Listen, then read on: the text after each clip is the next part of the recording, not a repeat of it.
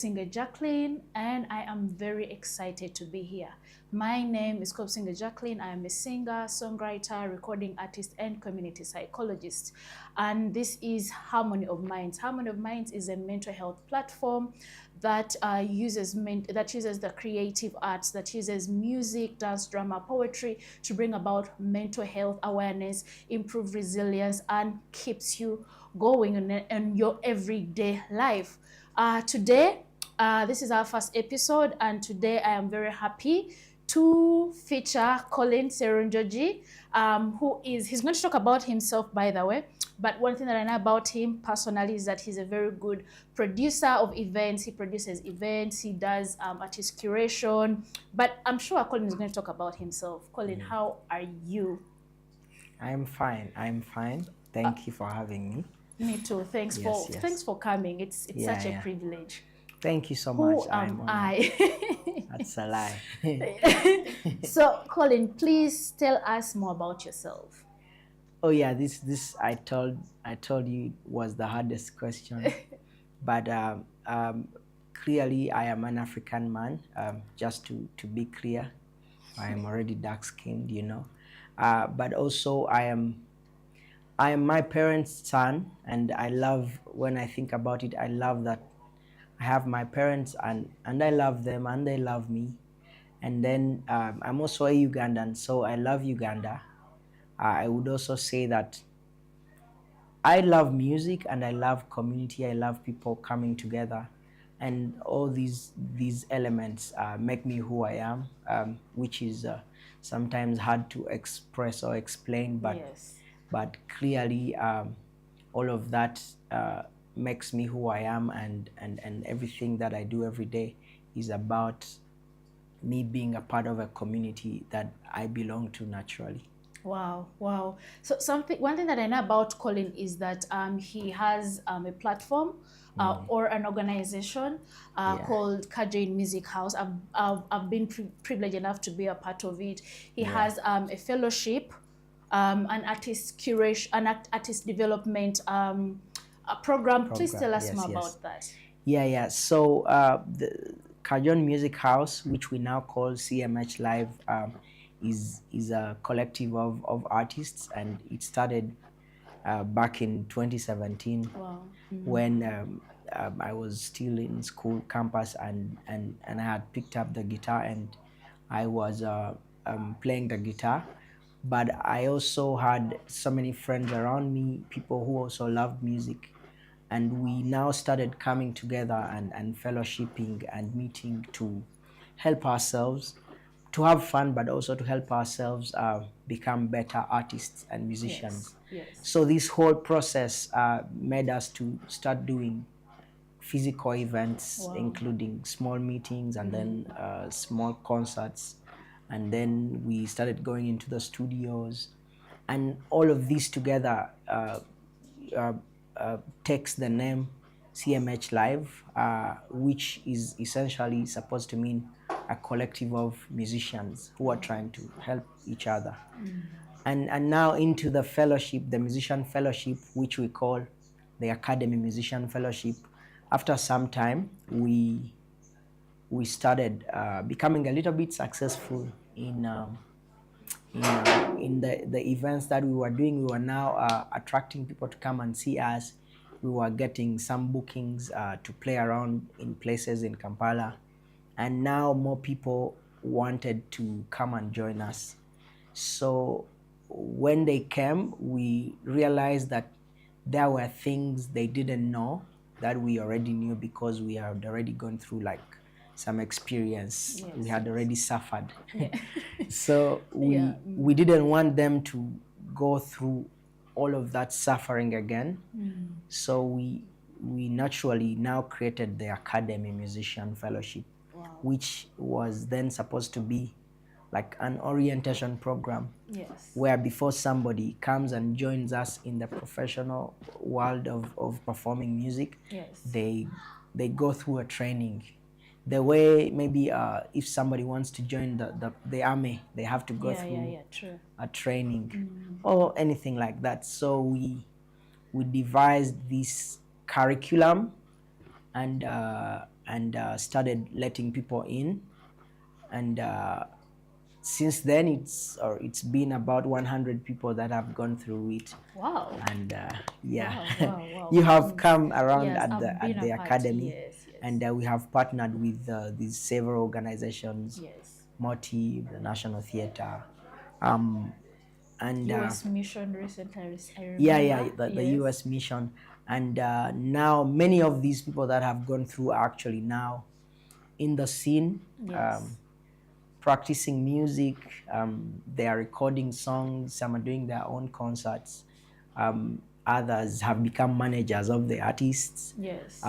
So many things are happening, and yeah, we are so happy that the fellowship continues. It's now one of our biggest products at CMH Live.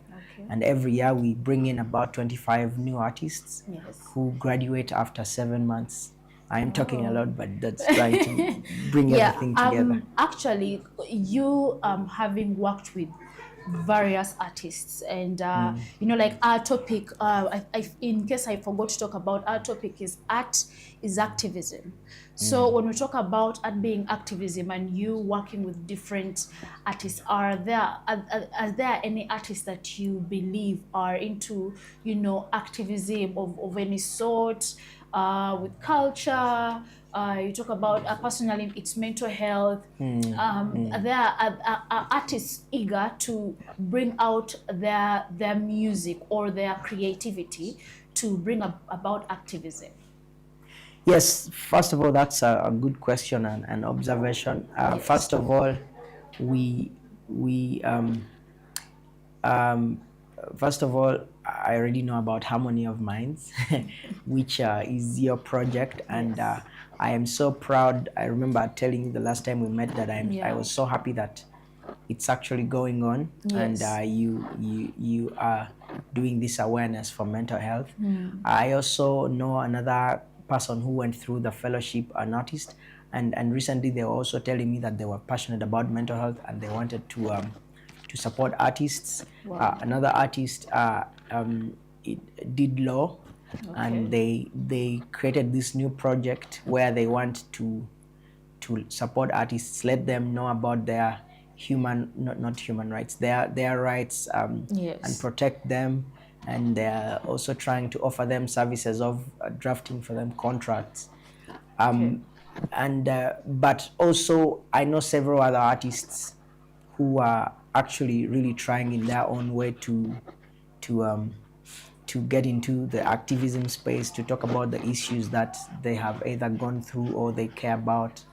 And while this in the beginning was not very talked about, Yeah. now at the fellowship, the academy, in our curriculum, which we keep developing, we have included a segment of community value.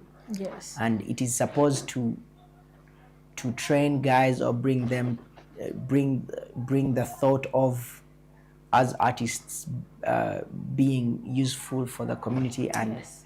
and most of this means for them to identify elements where they can contribute to the betterment of the community. So we have that's one way we have designed as part of our curriculum, Okay. a part where we shall just try to impart them with information and knowledge. And when I say we, I mean all stakeholders. We tend to invite everyone who cares or knows or is an expert at a particular thing, and we want the next batch of the people who go through the fellowship to intentionally support Yes. their communities. Yes. Is because you've talked about bringing stakeholders and also involving other people to be a part of their activism. But is there a space for mental health? Because probably there's another activism that I could not know about. But when it comes to mental health, is there some space that, you know, mental health artists that speak about mental health, is there a space for them to grow and to soar? Yeah. First of all, I am personally also supposed to be a candidate for. I'm supposed to be I'm supposed to benefit from this because I also don't know a thing about my mental health. Yes. That's what I'm trying to say. But so personally, it's a thing I didn't really know about, and then I started learning about it slowly by slowly, and now the opportunity, and for me, my learning about it meant I discovered that it was one of the more important elements of support that artists can get. Yes, yes. So artists like you who are about mental health are very important and vital in this space, and all the opportunities, we do not have the authority to say there are no opportunities for you guys. Yes. Because we all need this kind of support.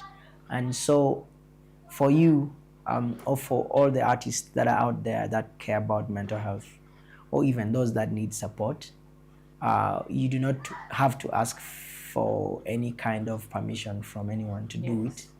And for us, our platform at the Academy or CMH Live, it is clearly available, and we can't wait to have people that know about and care about mental health. You know, we're already facing some of these challenges at the fellowships. Yes. Recently, there are issues when people are fighting, and people have real mental issues. People Yes, are yes. breaking down. There's anxiety, all kinds of disorders that we tend to discover or realize while we're doing the thing. So actually, one of the measures we did is we invited one of the fellows from the previous year, Okay. who just did a master's in clinical psychology. Oh, wow, wow. And we got her to be on board as a volunteer. Okay. And one of the things she's doing, she is trying to keep the guys in check on them, see what's going on, get feedback, and she's doing a good job. And we think it's much healthier because we have somebody like that on the team. Actually, you talking about having a safe space whereby you're calling upon other artists to, come and talk about, mental health, come and use their artistry to express their concern and their desire for mental health awareness. Is the music industry or is the creative industry a safe space to express? Is it like a safe space that people can go to and like, if I'm here, will I be judged? Or should there be, should they be just resilient? Should they just be ready for what comes and, they fight back? So, in my opinion, the music industry is not a safe space. It's not a safe space in so many ways. Yes. However,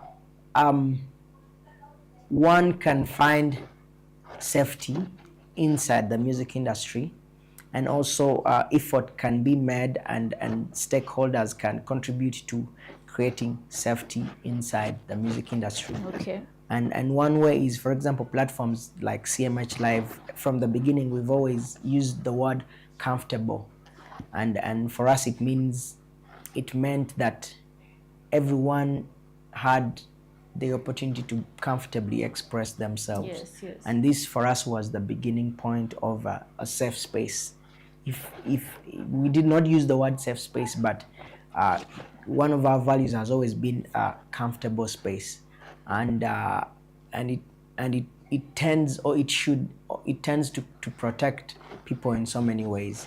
Okay. So my point is, while the music industry is not safe in so many ways, we can go on and on about it, it can be safe, and everyone is responsible to make it safe. Yes. I think platforms like Harmony of Minds Yes. is very important to ensure that the spaces are safer. Yes. But even if an artist did not discover Harmony of Minds, or they haven't discovered it, or CMH Live or the Academy, where we're trying to be safe, they should just take it upon themselves to like figure out how they can protect themselves from all the harm that comes with the industry, Okay. Yeah.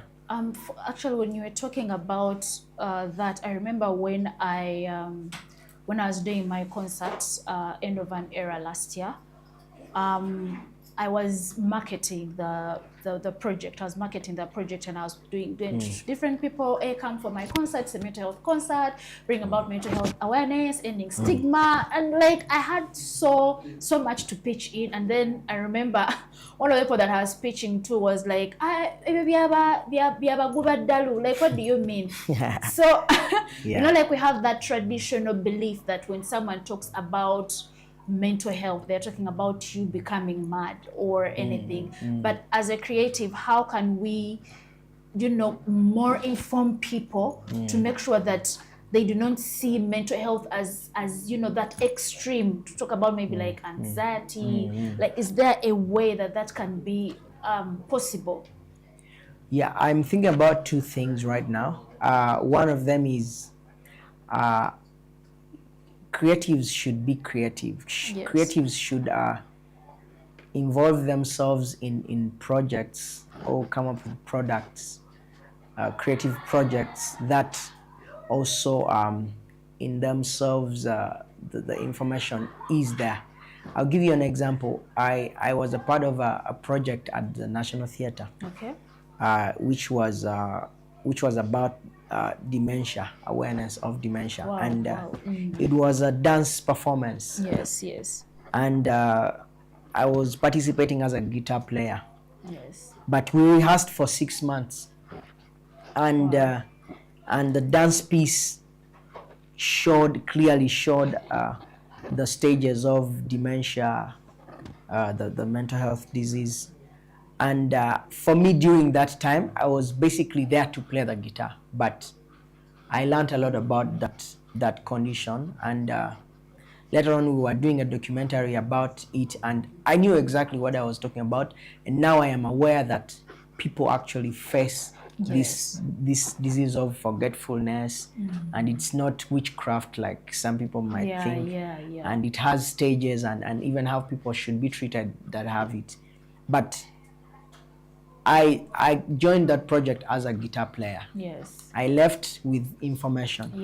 So if there are, and that is how even artists can easily like be a part of these things. If you went to them and said, yo guys, we want you to join this campaign, they may not understand it.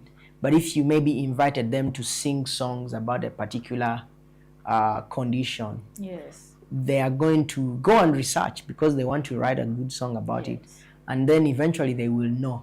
But also the final product, we got to perform in the National Theatre for so many people who also now got an understanding of the same thing.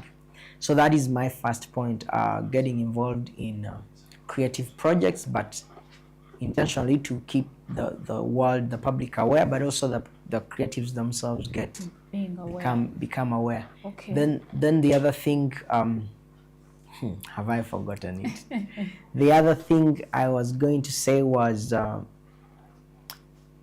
sorry, I need to remember it. When you remember, you just let me know. Yeah, I need to remember the other thing. But when you talked about dementia, and you know, like the music industry is so big.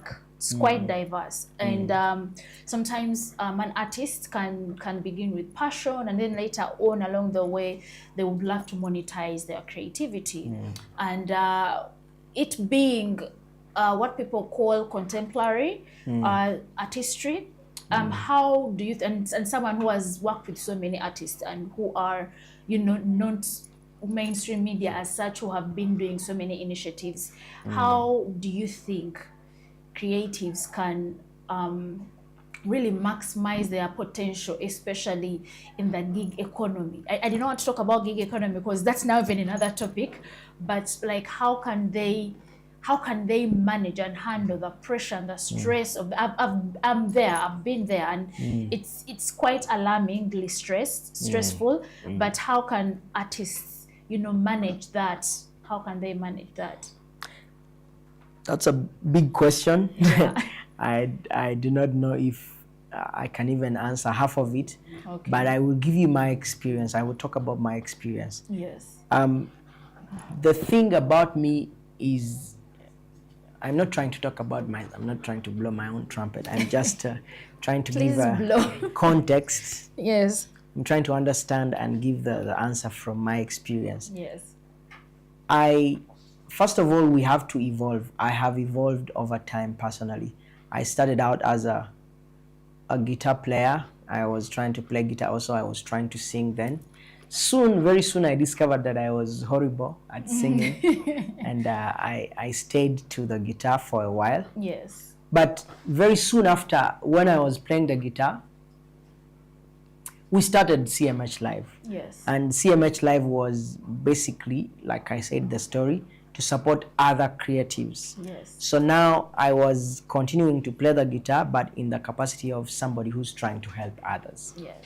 And for me, it's always been part of my passion to actually support others in so many ways, be a part of communities. So playing the guitar now became just a tool that I'm using. So in many ways, your creativity or your art can be a tool that you can use to do other things. So, and you know, it's very easy to become bored doing one thing. Yes, so yes. It is important to evolve. That is the first thing. So now I am mostly not a guitar player. You know, when I was working in, one of the friends helping asked, but where is your guitar? You have a picture, or you're supposed to. Then I told him that I left the guitar in studio, but I can actually work for a whole month without touching the guitar. Wow. I started out as a guitarist. I still play the guitar, I enjoy playing it. But now I do other things which are still connected to the guitar, but not essentially guitar. So there should be some kind of diversity. Yeah, there should be comes to some your kind of evolution okay. and diversity. And it should not be forced. Yes. It has to flow naturally. Yes, yes. This is a theory. Practically, for the gig economy and to survive, you have to, again, do several things, you know. On my list of things to do, sometimes I have a check on this artist who I am managing, who is based in Tanzania. Check on their branding. Okay. Then list number 2, try to let the people know that we have band rehearsals tomorrow. Okay. Then on number 3, design a lesson plan for the class I'm going to do in the evening. Then, like, different things that I do, but it's all in the it's all in the industry for me, right? And how I got there is by trying to evolve and trying to go for the things that I want to do. And also the other thing is, for guys need to dream big, man. Like, if you want to be a singer, yes, don't think of yourself as playing at the National Theatre only. You see yourself playing at the biggest theatre in the world. Yes. This is going to give you a lot of more work to do. So when you do the National Theatre, you still haven't done anything. So you will keep going because you have a really, really big dream. Yes. And so you won't get tired. There will be times when there's no money, you know, but because you have a big dream, you might even not notice, you might disregard the fact that there's no money today. How to make money specifically? You just have to also employ business skills. Yes. Employ business skills in your creativity. Actually, I remember I went for Baimba Festival. No, not the festival. There is that other event that they have before. East Africa Arts Market. Yes. So I remember one of the speakers, one of the panelists was like, as an artist, you are a whole company. Yeah. So you have to make sure you're registered. You have to make sure there is like someone who does different things. You're an entire company. And for me, I think it opened up my mind of how I started to see myself. It made me look within, and I'm like, okay, if I was not an artist, what else could I have been? And if I am both of these things, how can they both be or all be married together into this one thing? Yeah, I'll tell you another thing. In December, yes, everyone was telling me, hey man, you have gigs, good for you, you are making money. Yes. But in October, I woke up one day and called two of my friends and asked them to work with me around Kampala and go look for gigs. And also that whole week we also wrote emails and even made flyers. Yes. So in December, we were very busy. Wow. Making money and doing gigs. But it is because in October, we went out and looked for the work ourselves, not just staying in people's inbox. Hey, mama, hey, you also called me, call for a gig. Yes. No, just specifically going to businesses. Putting in the hard work. And talking to them and telling them this is what we offer, this is our cost, and what do you need.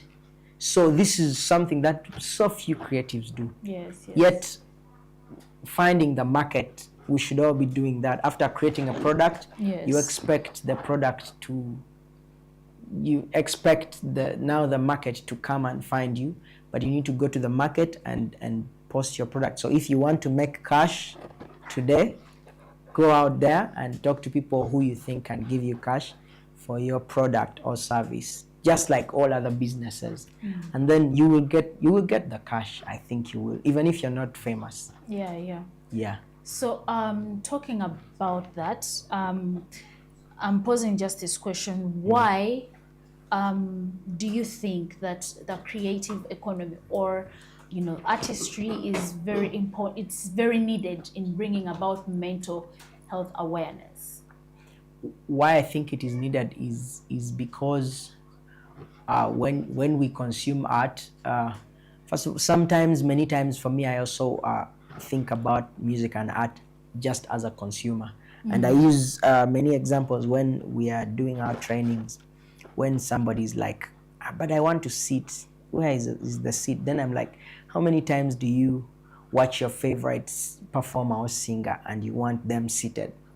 You want to see effort from them. Now, what I'm trying to say is, when I'm consuming art, I understand how valuable it is, how it moves me. And it moves me in so many ways. I can easily cry. The last time I cried, it was because of a song. you know? Yeah. So, and a song being attached to the situation that I was going through. So, art is very important in creating awareness, and also in exposing different elements of mental health. Yes. So whether it is about bringing out the actual emotion, somebody has been angry for years, and maybe so art can actually do this. So this is the power of art. Art can bring out, it can cultivate the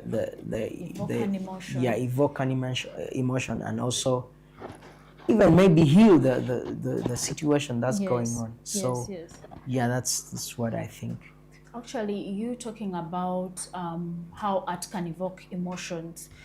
Do you think, or what, let me not ask, do you think, what challenges do you think that artists go through when it comes to, especially the culture challenges that we go through in Uganda, and how we view mental health in Uganda, and how the stigma that is surrounded around it, whereby people look at mental health as a madness. Yes, mad being, having, which is, it's called being mad, but it's usually schizophrenia and maybe hallucinations that people usually could be going through.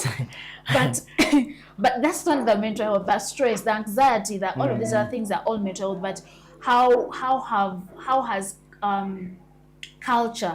our culture contributed to sort of frustrating the artist from expressing these emotions? Has it been there anyway? When you talk about culture, the Ugandan culture, the African culture is, very superstitious. Yeah. Talk about that. So, and I've had these conversations with even some of my friends who are like, but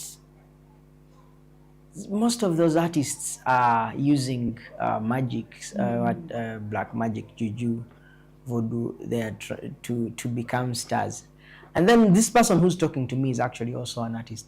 And I'm like, okay, why are you now troubling yourself trying to find solutions when you know elsewhere, when you know that they're using magic? Why don't you also just focus on finding the right musao and get the magic and get famous? So first of all, this superstition, and not to disregard culture, our culture, Yes. of spiritualism and everything. I'm not trying to disregard that.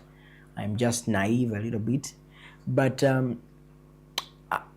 as far as I know, there has been that issue of culture being mostly attached to those things. Yes. And so artists that are even exposed do not know how to even approach these issues. Not just artists, but artists should be some of the people that should be the people that extend information, communicate. They are the mirrors of the society and everything. So we are sort of not very comfortable with talking about or representing our culture, because many artists are also exposed to the Western culture as well, and there's some sort of contradiction. So I'd rather not talk about the culture and even mental health, because again, a lot of people who have mental issues are generally called, they will say Bakulo guy, someone bewitched you. And so yeah, so it's hard. Yes. I think something needs to be done, but again, I think it's the artists that need to just explore this, understand our culture well, but also be able to represent and communicate what is important and what makes sense. Yes. For me, for example, that thing about going through the project of dementia gave me opened my mind a lot. And so even if I went to the village or deep down there and I discovered that somebody had dementia, I would be more confident to even preach about you might think this is the case, but this is not the case. So we need to get exposed to a lot of information. We need to work with the health sector a lot. Yes. And the health sector should use artists in ways that is good, not just about who can write a song about this and there's this amount of money, but get them involved, because also most of the artists have gone through these challenges themselves, and they have family that are going through these challenges. Yes. So basically the issue is about information and awareness from all sectors. I think even the spiritual leaders need to do a job here. True. And religious leaders as well. We all need to work together. Yes. Yeah. Now, if it's for the artists, now that we are artists, maybe we need to engage them and open dialogue about it, and present that we care and we want to let the world know, but we need to also collect the information from the health sector, from the religious and spiritual leaders before we extend the information. Yeah. All right. So our time is fast spent, but I would love to tell our viewers that Harmony of Mind is a safe space. We listen and we do not judge. And also we listen to understand, we don't listen to reply. So that's why you see I'm very empathetic, I'm a very good listener, because that is what we're all about, to bring about mental health awareness, to reduce stigma on topics concerning mental health, that many will come. And yeah, so I'm very glad that you're listening in, but I wanted to ask Colin one more last question before probably we could play a certain game. I don't know if we shall. Yeah, but what advice can you give a young creative who is afraid to speak out about any topic concerning mental health? I'm also that artist. Maybe I'm not young. I am Yeah, yeah, very yeah. old. Yes. But I think it should start with them finding comfort. Starting with, they should ask themselves questions like, when am I most comfortable? Under what circumstances am I myself the most? From there, if it's around particular people or in a particular space, then they should practice from there. Yes. And then try to slowly, gently move it to where they want it to go. Yes. I see people, some of them use social media. I'm not sure it is the safest space, but for some people, they are just comfortable to talk about themselves and everything that's going on. For other people, it is with their parents, their friends, their lovers, and whatever. But for example, a space like the Academy Musician Fellowship, we have our fellowships every once in a week, and for about 3 hours we are in a room with these creatives and artists, and we do not just talk about songwriting and how to be a star. We also sometimes, many times, just freely express ourselves. So for example, yesterday we had a session like that, and we invited one of the colleagues who I noticed that she had been a little bit quiet compared to everyone, and she hadn't like talked much since she came and joined. So we invited her up to come and talk to us. So we were like, say anything. And she started slowly and said what she does, and then talked about like a few developments in her life. Then she went deeper and talked about her health, how I'll be very specific, she got like braces for her teeth. Okay. And she was not sure how people saw it, whether she looked more beautiful or ugly. So she was asked, do I look, how do I look? So all of these things only happen in spaces which are safe. So creating such spaces is really, really important, and I'm proud to say we are trying to build something like that at our fellowship, but I'm sure there are also such other spaces around the world. So artists should look out for those places.